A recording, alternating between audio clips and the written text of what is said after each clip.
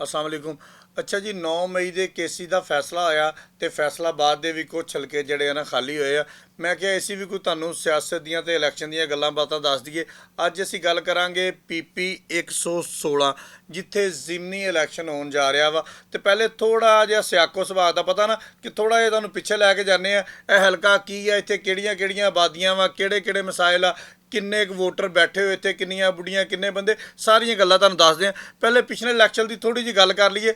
PP 116 ਦੇ ਵਿੱਚੋਂ ਪਿਛਲੀ ਵਾਰੀ ਆਜ਼ਾਦ ਉਮੀਦਵਾਰ ਚਾਚਾ ਇਸਮਾਈਲ ਸੀਲਾ ਜਿਹੜਾ ਨਾ ਉਹ ਜਿੱਤਿਆ ਸੀਗਾ ਤੇ ਇਹਨੇ ਵੋਟ ਲਏ ਸੀ ਚਾਚਾ ਜੀ ਨੇ 27,052। ਇਹਨਾਂ ਦੇ ਮੱਦੇ ਮੁਕਾਬਲ ਸੀ ਜੀ ਰਾਣਾ ਅਹਿਮਦ ਸ਼ਹਿਰਯਾਰ, ਇਹਨਾਂ ਨੇ ਵੋਟ ਲਏ ਸੀ 21,048। ਇਸ ਤੋਂ ਬਾਅਦ ਬਾਕੀ ਨਿੱਕੇ ਨਿੱਕੇ ਕਿੰਨੇ ਹੀ ਉਮੀਦਵਾਰ ਹੈ, ਇਹਦੇ ਵਿੱਚ ਤਕਰੀਬਨ ਉਹਨਾਂ ਦੀ ਤਾਦਾਦ ਹੈਗੀ ਆ 30 ਜਿਨ੍ਹਾਂ ਨੇ ਥੋੜ੍ਹੇ ਥੋੜ੍ਹੇ ਵੋਟ ਲੈ ਕੇ ਤੇ ਇਲੈਕਸ਼ਨ ਦੇ ਵਿੱਚ ਹਿੱਸਾ ਲਿਆ ਸੀਗਾ ਤੇ ਇਲੈਕਸ਼ਨ ਜਿੱਤ ਲਿਆ ਸੀਗਾ ਜੀ ਆਜ਼ਾਦ ਉਮੀਦਵਾਰ ਨੇ।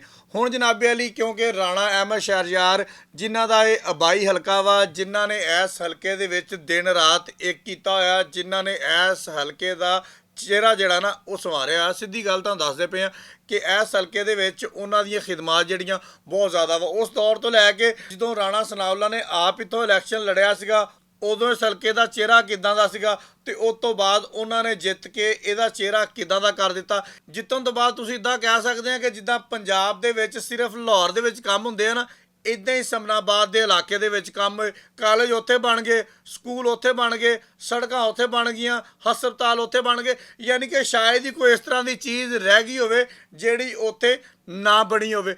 ਹੁਣ ਰਾਣਾ ਸਨਾਉਲਾ ਨੇ ਆਪਣੀ ਜਗ੍ਹਾ ਦੇ ਉੱਪਰ ਆਪਣੇ ਦਮਾਦ ਰਾਣਾ ਅਹਿਮਦ ਸ਼ਹਿਰਯਾਰ ਨੂੰ ਇਲੈਕਸ਼ਨ ਲੜਾਉਣ ਦਾ ਫੈਸਲਾ ਕੀਤਾ ਵਾ। ਉਹਦੇ ਮੁਕਾਬਲੇ ਦੇ ਵਿੱਚ ਸਾਬਕ ਐਮਪੀਏ ਮਲਕ ਅਸਗਰ ਅਲੀ ਕੈਸਰ ਨੇ ਇਲੈਕਸ਼ਨ ਲੜਨ ਦਾ ਐਲਾਨ ਕਰ ਦਿੱਤਾ। ਪਹਿਲੇ ਤਾਂ ਸ਼ਾਇਦ ਇੱਦਾਂ ਹੀ ਲੱਗਦਾ ਸੀਗਾ ਕਿ ਇਲੈਕਸ਼ਨ ਜਿਹੜਾ ਵਾ ਇਹ ਯਕਤਰਫਾ ਜਿਹਾ ਹੈਗਾ ਵਾ, ਕੱਲਾ ਹੀ ਅਹਿਮਦ ਸ਼ਹਿਰਯਾਰ ਖਲੋਤਾ ਹੋਏਗਾ, ਉਹ ਜਿੱਤ ਜਾਏਗਾ। ਲੇਕਿਨ ਮਲਕ ਅਸਗਰ ਅਲੀ ਕੈਸਰ ਦੇ ਆਉਣ ਤੋਂ ਬਾਅਦ ਥੋੜਾ ਜਿਹਾ ਇਸ ਹਲਕੇ ਦੀ ਸਿਆਸਤ ਤਬਦੀਲ ਹੋ ਗਈ। ਲੇਕਿਨ ਮੈਂ ਤੁਹਾਨੂੰ ਉਸ ਹਲਕਾ ਵੀ ਦੱਸ ਦੇਣਾ ਵਾ, ਪਿਛਲੀ ਵਾਰੀ ਵੀ ਮਲਕ ਅਸਗਰ ਅਲੀ ਕੈਸਰ ਨੇ ਪੀਪੀ 115 ਦੇ ਵਿੱਚੋਂ ਇਲੈਕਸ਼ਨ ਲੜਿਆ ਸੀਗਾ ਤੇ ਵੋਟ ਲਏ ਸੀ ਸਿਰਫ 58। ਕਿੰਨੇ ਵੋਟ ਲਏ ਸੀ?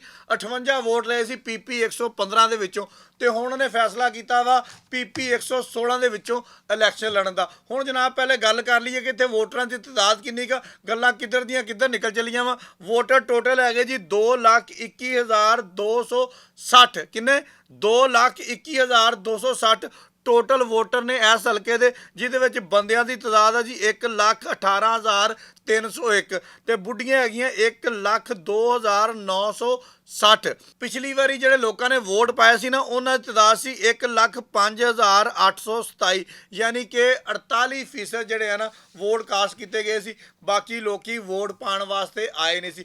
ਮੁਸਲਿਮ ਲੀਗ ਨੂਨ ਨੇ ਅਹਿਮਦ ਸ਼ਹਿਰਯਾਰ ਨੂੰ ਟਿਕਟ ਦੇ ਦਿੱਤਾ ਵਾ, ਲੇਕਿਨ ਬਾਕੀ ਜਮਾਤਾਂ ਜਿਹੜੀਆਂ ਵਾ ਉਹਨਾਂ ਦਾ ਕੱਚ ਪੱਕ ਚੱਲਦਾ ਪਿਆ ਵਾ। ਸਿਆਸਤ ਤਾਂ ਕਿਸੇ ਵੀ ਪਾਸੇ ਜਾ ਸਕਦੀ ਆ, ਲੇਕਿਨ ਇਸ ਟਾਈਮ ਦੀ ਘੜੀ ਤੱਕ ਸਿਰਫ ਇੱਕ ਟਿਕਟ ਜਿਹੜਾ ਨਾ ਉਹ ਅਹਿਮਦ ਸ਼ਹਿਰਯਾਰ ਨੂੰ ਮਿਲਿਆ ਵਾ। ਮਲਕ ਅਸਗਰ ਅਲੀ ਕੈਸਰ ਪੀਪਲ ਪਾਰਟੀ ਦੀ ਜਿਹੜੀ ਸਪੋਰਟ ਆ ਉਹਦਾ ਵੀ ਦਾਅਵਾ ਕਰ ਰਿਹਾ, ਪਾਕਿਸਤਾਨ ਤਹਿਰੀਕ ਇਨਸਾਫ ਦੀ ਸਪੋਰਟ ਦਾ ਵੀ ਦਾਅਵਾ ਕਰ ਰਿਹਾ, ਲੇਕਿਨ ਇਹ ਦੋਨੇ ਪਾਰਟੀਆਂ ਹਲੇ ਤੱਕ ਖਾਮੋਸ਼ ਆ। ਬਲਕਿ ਪਾਕਿਸਤਾਨ ਤਹਿਰੀਕ ਇਨਸਾਫ ਨੇ ਤਾਂ ਕਲੀਅਰ ਕੱਟ ਐਲਾਨ ਕੀਤਾ ਵਾ ਕਿ ਜਿੰਨੇ ਵੀ 9 ਮਈ ਦੇ ਕੇਸਿਸ ਦੇ ਵਿੱਚ ਸਾਡੇ ਐਮਪੀਏ ਜਾਂ ਐਮਐਨਏ ਨਾਹਲ ਹੋਏ ਆ, ਅਸੀਂ ਉਹਨਾਂ ਹਲਕਿਆਂ ਦੇ ਵਿੱਚ ਬਿਲਕੁਲ ਇਲੈਕਸ਼ਨ ਨਹੀਂ ਲੜਾਂਗੇ, ਉਹ ਹਲਕੇ ਅਸੀਂ ਖਾਲੀ ਛੱਡ ਦਿਆਂਗੇ।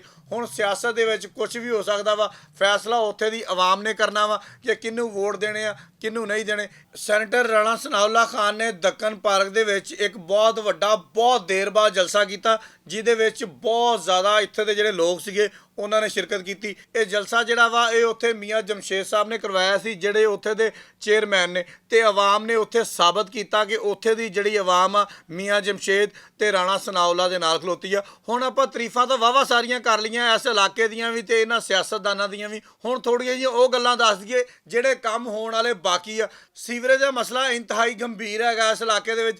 ਟੈਂਕੀ ਵਾਲੀ ਗਰਾਊਂਡ ਵਾਲੇ ਪਾਸੇ ਤੁਸੀਂ ਚਲੇ ਜਾਓ ਤੇ ਤੁਹਾਨੂੰ ਕਸ਼ਤੀ ਲਿਆਣੀ ਪੈਂਦੀ ਆ। ਗਟਰਾਂ ਦਾ ਪਾਣੀ ਇੰਨਾ ਗਲੀਆਂ ਦੇ ਵਿੱਚ ਫਿਰਦਾ ਪਿਆ ਵਾ। ਫਿਰ ਇੱਕ ਤਜਾਵਜ਼ਾਤ ਦੇ ਖਿਲਾਫ ਬਹੁਤ ਵੱਡਾ ਆਪਰੇਸ਼ਨ ਹੋਇਆ ਸੀ ਸਮਨਾਬਾਦ ਦੇ ਵਿੱਚ। ਬਿਲਕੁਲ ਤਜਾਵਜ਼ਾਤ ਵਾਲਾ ਕੰਮ ਬੜਾ ਚੰਗਾ ਹੋਇਆ ਸੀ। ਜਿਹੜੀਆਂ ਐਡੀਆਂ ਗਲੀਆਂ ਸੀ ਨਾ ਉਹ ਇੰਨੀਆਂ ਰਹਿ ਗਈਆਂ ਸੀ, ਉਹ ਦੁਬਾਰਾ ਐਡੀਆਂ ਹੋ ਗਈਆਂ। ਲੇਕਿਨ ਉਹਦਾ ਜਿੰਨਾ ਮਲਬਾ ਸੀ ਸਾਰੇ ਦਾ ਸਾਰਾ ਉੱਥੇ ਪਿਆ ਆ। ਚਲੋ ਅੱਗੇ ਇੰਨੀ ਕੁ ਗਲੀ ਹੁੰਦੀ ਸੀ ਬੰਦਾ ਲੰਘ ਤਾਂ ਜਾਂਦਾ ਸੀਗਾ, ਉਹ ਜਿੰਨਾ ਮਲਬਾ ਸੀਗਾ ਉਹ ਸਾਰਾ ਸੜਕ ਤੇ ਆ ਗਿਆ। ਹੁਣ ਲੰਘਣ ਤੋਂ ਵੀ ਲੋਕੀ ਗਏ। ਮੈਂ ਗੁਜ਼ਾਰਿਸ਼ ਗੁਜ਼ਾਰਿਸ਼ ਕਰਾਂਗਾ ਜ਼ਿਲ੍ਹੀ ਇੰਤਜ਼ਾਮੀਆ ਨੂੰ ਕਿ ਇਸ ਇਲੈਕਸ਼ਨ ਤੋਂ ਪਹਿਲੇ ਘੱਟ ਤੋਂ ਘੱਟ ਹੈ ਮਲਬਾ ਤੇ ਸੀਵਰੇਜ ਦਾ ਕੰਮ ਜਿਹੜਾ ਹੋਣ ਵਾਲਾ ਨਾ ਇਹ ਤਾਂ ਲਾਜ਼ਮੀ ਕਰਵਾ ਦਿਓ। ਵੋਟਾਂ ਤਾਂ ਲੋਕਾਂ ਨੇ ਦੇ ਹੀ ਦੇਣੀਆਂ। ਬਹੁਤ ਸ਼ੁਕਰੀਆ।